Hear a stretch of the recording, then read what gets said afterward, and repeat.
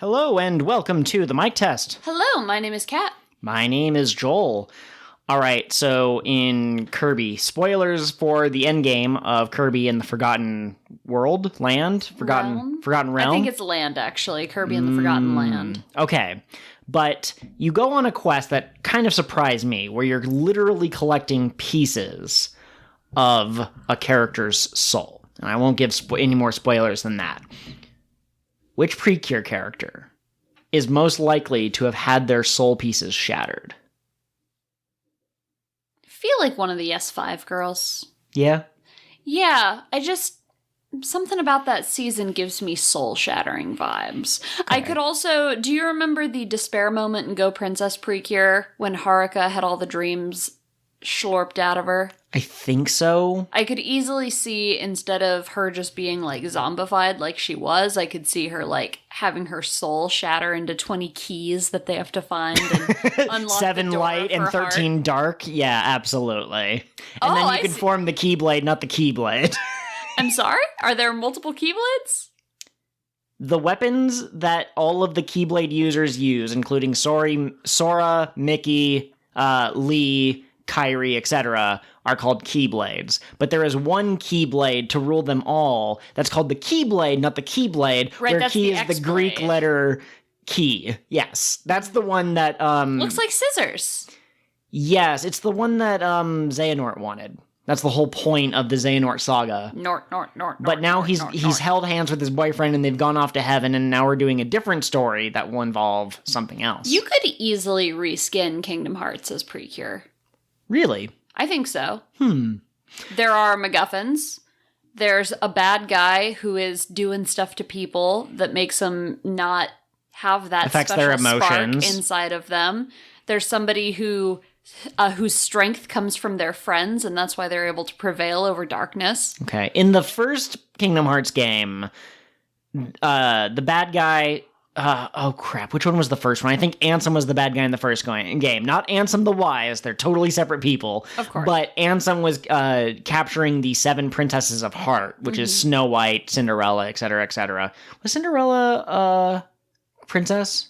After she married the prince. I can't remember. She counts as a Disney princess, but I don't think she was in Kingdom Hearts. I know Alice in Wonderland was one for some reason, and she's not even a princess. Why? So here's the thing. I don't think that Alice in Wonderland was one of the princesses of heart. There's a difference. Sometimes you go to a Disney World and it doesn't have a princess. Like Monsters, Inc. World doesn't have one. Right. Hold up. There's Jasmine, Aurora, Belle. I'm pretty sure Belle is one of them. Yeah, because Beast is there to help you. Kairi is the 7th one, which is dumb, inserting your OC as the 7th character. The original princesses, the first one listed on the official Kingdom Hearts wiki, Alice from Alice in Wonderland. Really? Yes. Wow. Snow White, Jasmine, Belle, Cinderella, Aurora, Kairi. Okay, so Cinderella was one of them. So I almost named all of them. I was just missing 2, and one of them I dismissed because she's not a princess, and you were right that she was included for weird reasons. My point is, if you turn Kingdom Hearts into a PreCure, are those 7 princesses of heart the MacGuffin? Are they like the Star Pens in Star Twinkle, or Star Princesses, or are they like the Densetsu no PreCure? I think Mickey's the Densetsu no PreCure. Mickey's the Densetsu no PreCure. I think that the 7 princesses of heart are like the Star Princesses. Okay, the MacGuffins that you're trying to collect and all that stuff. Yeah, absolutely. All right, oh my god, you finally did it. You finally turned this into a Kingdom Hearts podcast, you madman. All according to Keikaku. Going back to the splitting souls, and we'll end this mic test quickly, or shortly, I guess. I do think that any of the evil characters who become the secret cure could be soul shatters. Rio could have had his soul shattered. Biberi could have had her soul shattered. But also Ys and Twilight and... Oh, it would be so easy to do that to Ys. Yeah. Maybe that's what did happen to the Boondaroo gang. Maybe that's what Gentiloo is all about. Oh, could be. That's my rightness. That's me rightness. Hello, fellow members of the intense training camp where we will build our strength. Ho-ha! Os! And welcome to... Episode 11 of Cure of the Wet Now. Oh, yeah, Yum. I usually do the episode number. I was like, why is he panicking? He does this every week. Episode 11 of Cure of the What Now? Yum. Sorry, I was pointing at you because you're my host, Joel. I forgot. Oh, sorry. Do we want to start over? Would that be better? No, this all goes in. Oh yeah, I forgot about that. Let me see if the 9 o'clock one is... This is going to go in the bloopers and extras because Joel's alarm went off. I have a friend who is positive that she invented the terms Pokemon and Pikachu, and I'm not going to tell you what she was using them for, but she was shocked to find out that those are real things, and I think that maybe her subconscious took over there. I think she knew the names and then got dropped on her head or something, had an accident, and just forgot where she learned the words, but the words were still in her memory bank. Could be. Episodes 30 and 31 we watched those 2 episodes. I'm talking like purred. Bleep bloop blop bloop. Ha! I didn't get interrupted this time.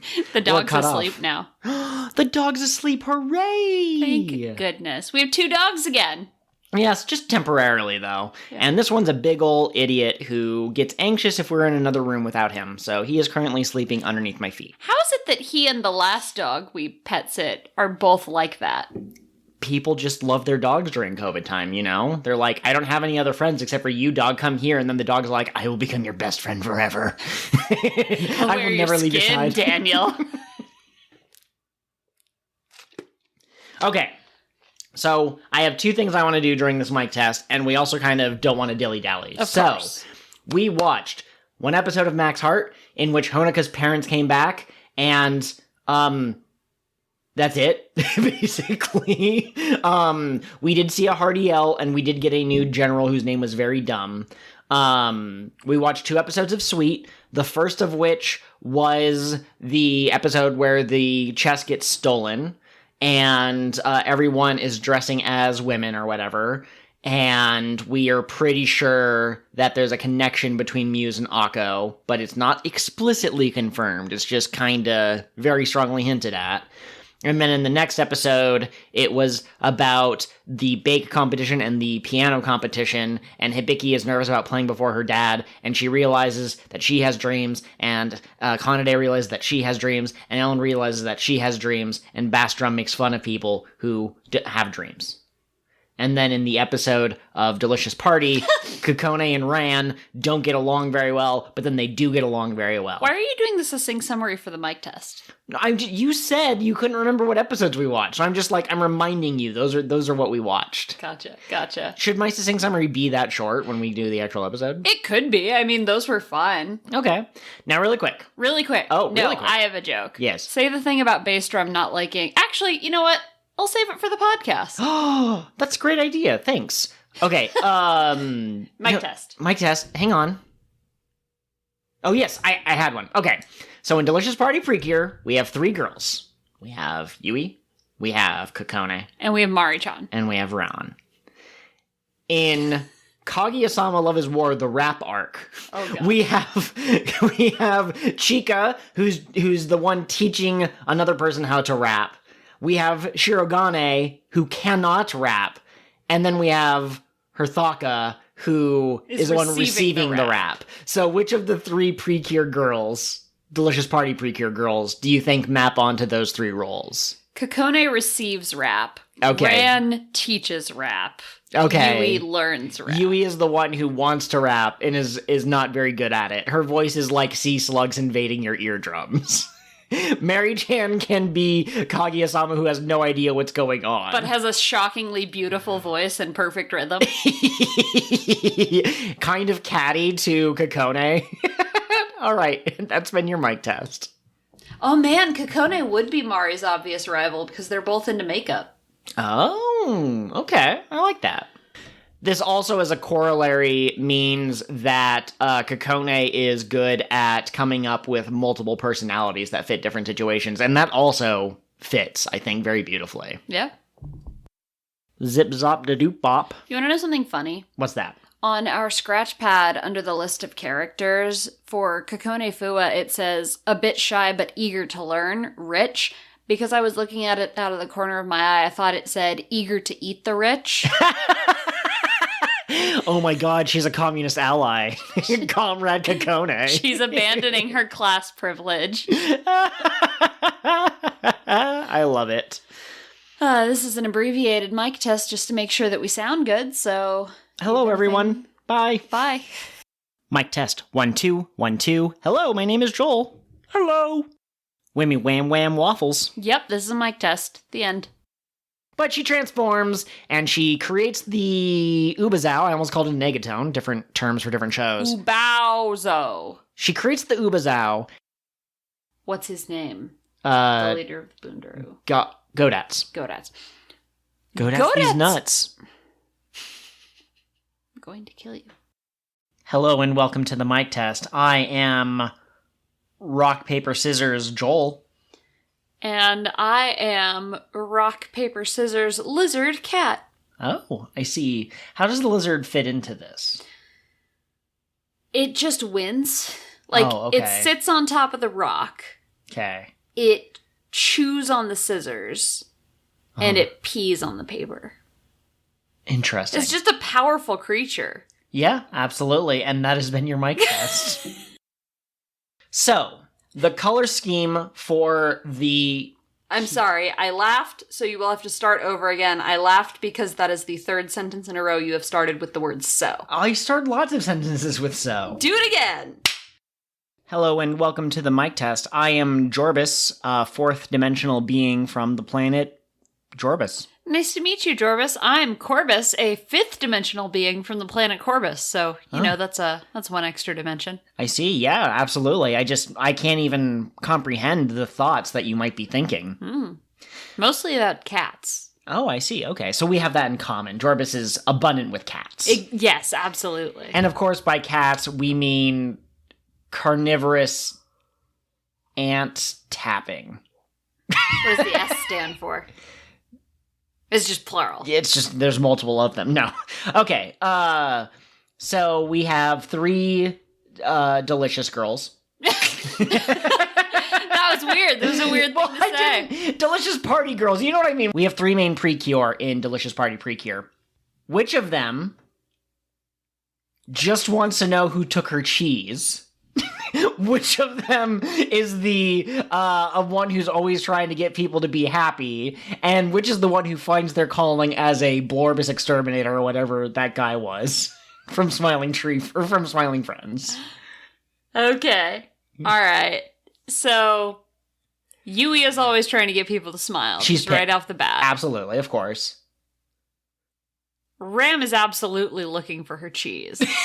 Like, who else would get into a fight with a little skittering person? Yeah, that's true. And could you just imagine she pushes the refrigerator out of the way, and she goes into the room, and Mary's in there? Whoa, you gotta knock first. Well, but you're in Ran's kitchen. I don't think that, You're living in my walls. No, dude, still. Oh, and I feel like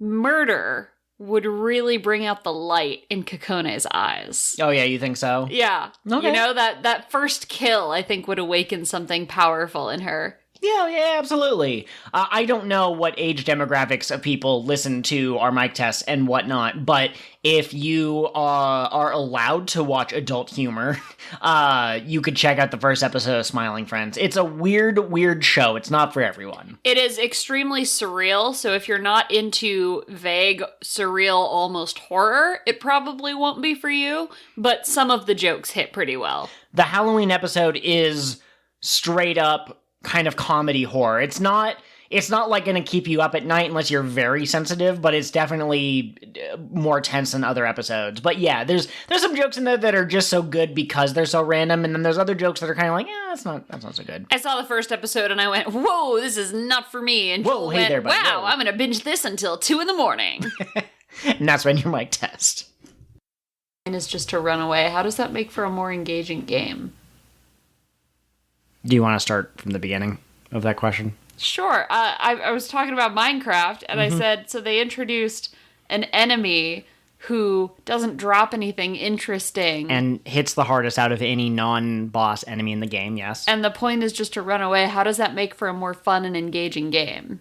Well, he only appears in the deep dark. So if you're exploring in the deep dark, and he only appears if you make too much sound. So if you appear in the deep dark and you summon the warden, that means that you effed up. It means that you weren't careful. So it's supposed to add to the immersion of the dangers of the deep dark city. So this is like the FNAF Minecraft crossover that everyone was waiting for. I guess so, yeah. You can't really kill Freddy Fazbear in the original Five Nights, but you could in Arcade Plaza or whatever it's called, so security breach. Well, and I mean, you can't really kill this guy either, sounds like, unless you, like, do some stuff, but why would you want to? What does he even drop? Nothing. An egg? He drops one specific item that you can find in the deep dark, but it's easier to mine it yourself.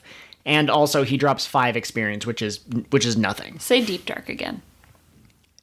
Deep dark. I like that, in the deep dark. What else is in the deep dark? That's basically it. There's skulkers down there, which are like, they're redstone devices that can detect movement and sound. And there's new loot down there as well. There's a special enchantment that allows you to sneak at a very fast pace. Because when you're sneaking, you don't create as much sound. So you go to this place to find this enchantment that will protect you from the guy that only appears in the place where the enchantment is. Yeah. What the fuck? Can we do a Minecraft podcast instead? This is fascinating. Yeah, absolutely. We could start a new world, and you can ask me all sorts of things, and I can once again try to find all of the sheep that I'm looking for.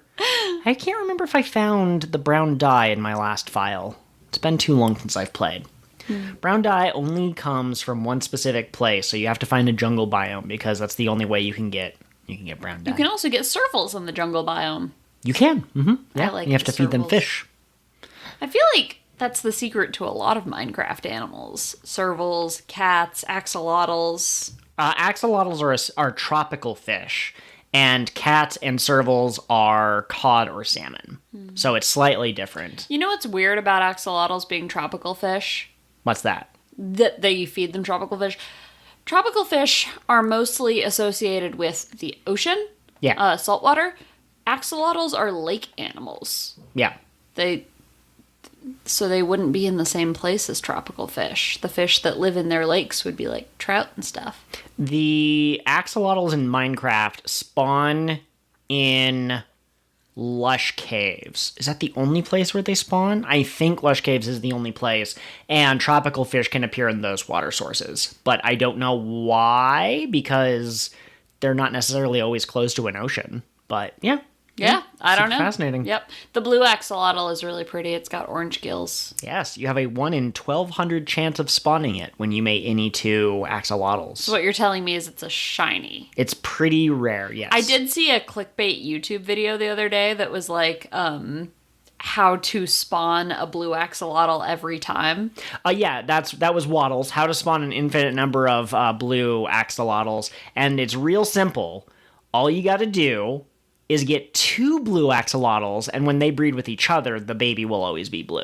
Thanks, Waddles. I think if you have a blue and you made it with one of the regular colors, I think it's a higher than 1 in 1,200 chance. I think it's like a 1 in 2 chance of getting the blue. So it's just getting that first one, and then you just keep spamming tropical fish, which are also a pain in the butt to catch. I really wish there was a way to get more tropical fish. Viva Spark, tropical fish.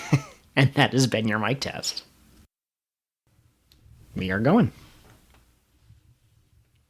Cactus juice. Drink it. It's Pete's new multi-level marketing product. Hello and welcome to the mic test. Catherine, from what you know about Minecraft, what would you be most excited to do if we started up a world together right now? Dig for axolotls. Okay.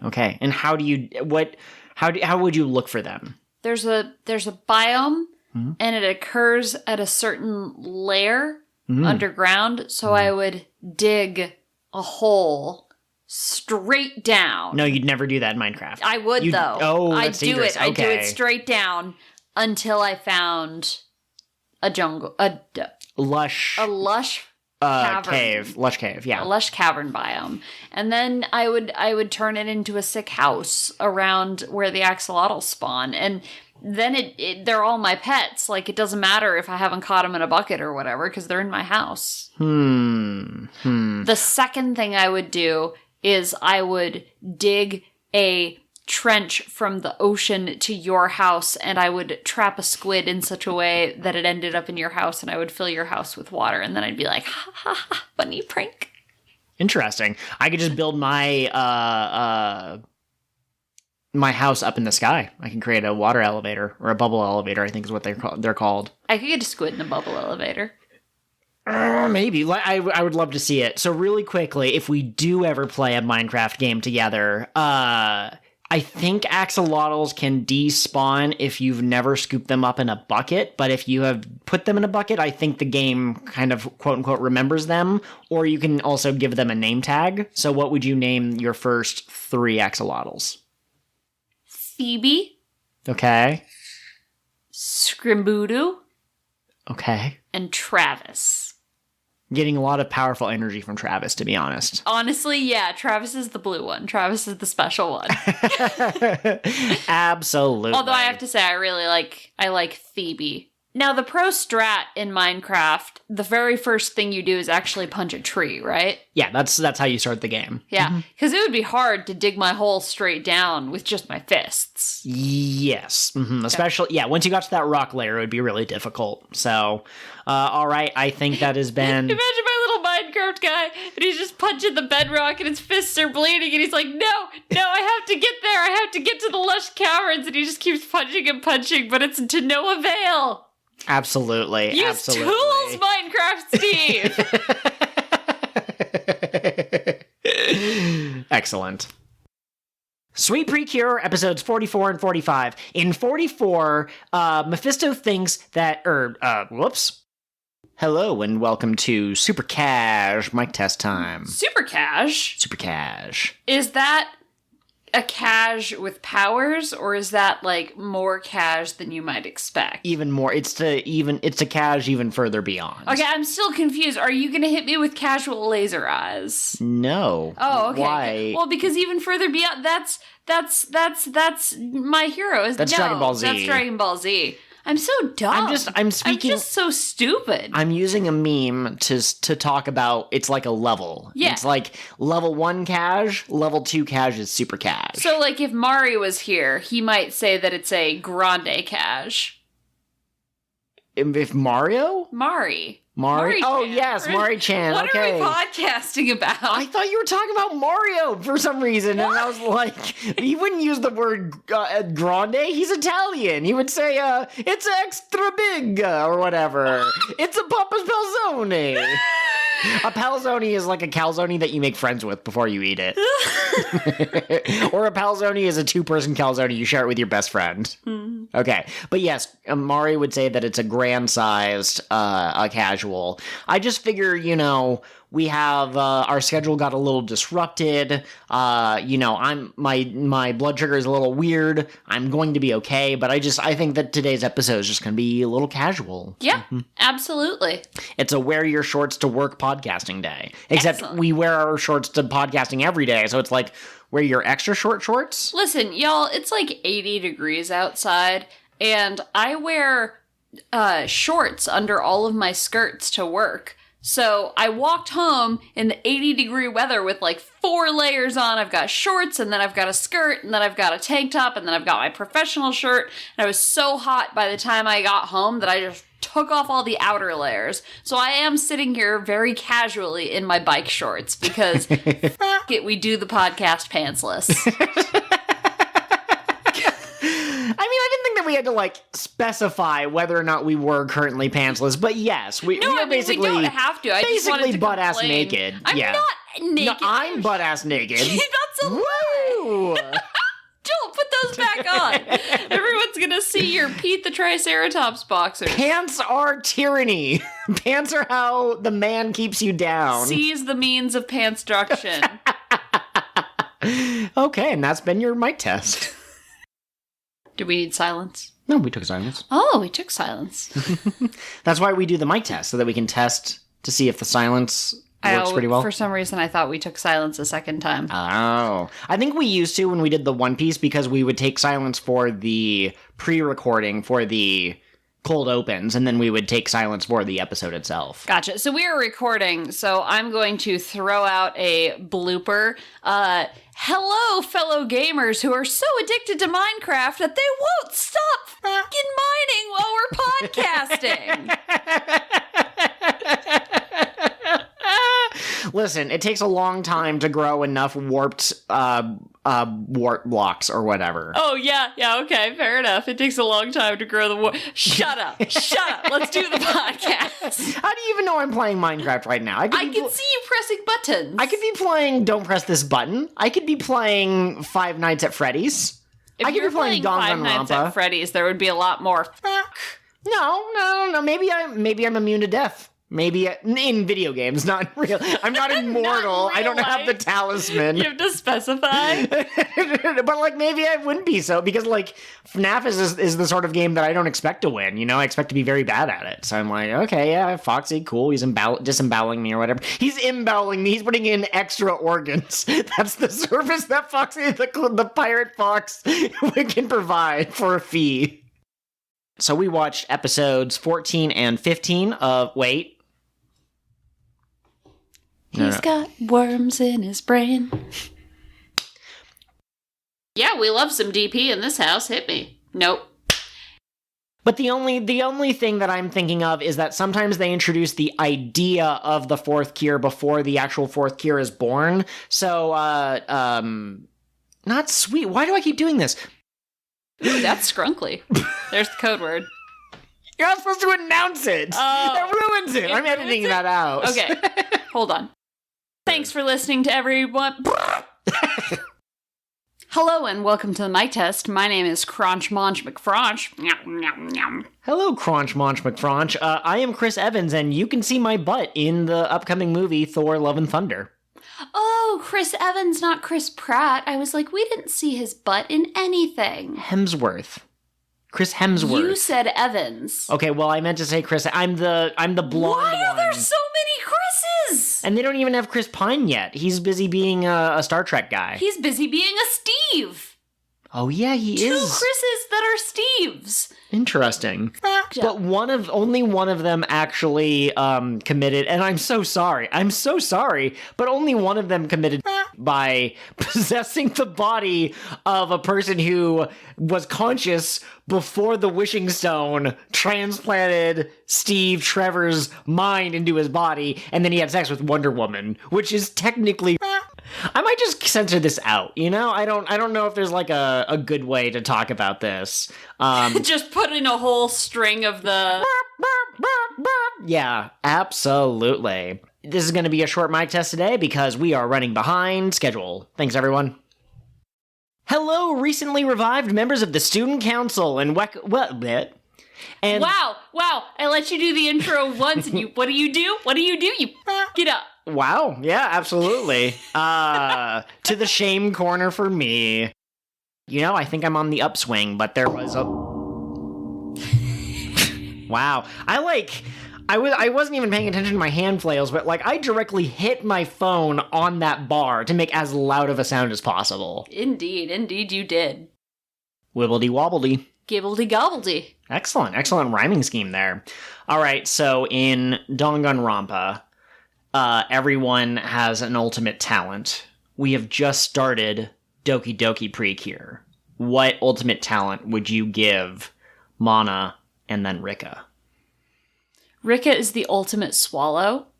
Okay. And it's like she's the ultimate support. Okay. You know, whatever you need, Rika is there. See, I would go Rika ultimate mom. You know, it just seems like she's... friend. Mm-hmm. Yeah. And then Mana... I guess Mana's really the one doing most of everything for everyone. Mana is the ultimate school president. Yeah, I think that's the perfect explanation because she just has superpowers. I think that she could probably go one-on-one with the ogre from the first game. I wish I could remember her real name, but I'm blanking on it. But basically, it's the ultimate martial artist who can't be beaten by anyone else. But I think Mana could do it if it meant protecting her friends. Absolutely, yeah. All right, and that has been your mic test. Whoop. You know who could have done a Batman butt punch? Who's that? Nightmare Before Christmas. Teddy Roosevelt. Jack Skellington.